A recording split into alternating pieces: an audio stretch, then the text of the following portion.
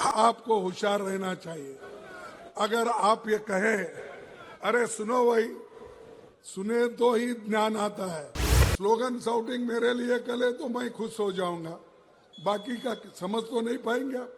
कोई बड़ा आदमी या कई बड़े हुद्दे पे इन्होंने नहीं बिठाया, इसीलिए आप हिम्मत करो, एक हो जाओ, अपने हकूक के लिए लड़ो।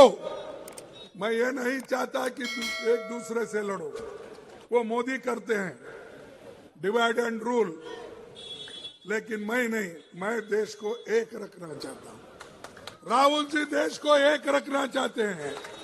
राहुल जी तो बोले भाई मैं तो मोहब्बत की दुकान खोला हूं, नफरत की नहीं, लेकिन यहाँ बीजेपी आरएसएस ये तो नफरत की दुकान खोल के बैठे हैं।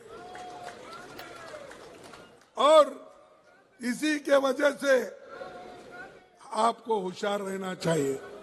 अगर आप ये कहें अरे सुनो भाई, सुने तो ही ज्ञान आता है, ज्ञान आए तो ही आप बोल सकते हैं, स्लोगन शाउटिंग मेरे लिए करे तो मैं खुश हो जाऊंगा, बाकी का समझ तो नहीं पाएंगे आप।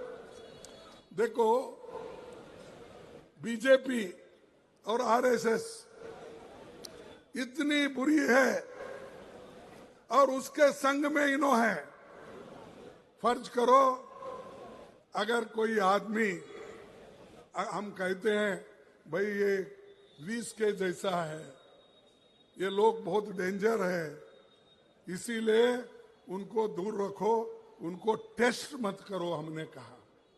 अगर कोई ये कहता है तो भाई हम बोलते ये विष है, पॉइजन है, इसके पास मत जाओ, उसको देखो मत। अगर कोई ये भी कहता है नहीं वो विष है या नहीं, मैं जरा चाट के देखता हूं, तो क्या होगा? अरे तुम चाट के देखे तो भी मरेंगे, दूर से देखे तो उनका अन्याय अत्याचार भी तुमको मालूम होगा। तो जैसा ये आरएसएस और बीजेपी ये विष जैसे है, पॉइजन है, एक एक करके हमारे हकूक को छीन ले रहे हैं। एक एक करके हमारे जितने भी हक थे, महिलाओं के हो, एसटी के हो, एससी के हो, वो सब खत्म कर रहे। आप देखिए बाजू मणिपुर में क्या हो रहा है, हजारों लोग मर रहे हैं, महिलाओं का रेप हो रहा है, सैकड़ों गाड़ियां जल गए, घर जल गए। कहां है मोदी जी, कहां है बीजेपी?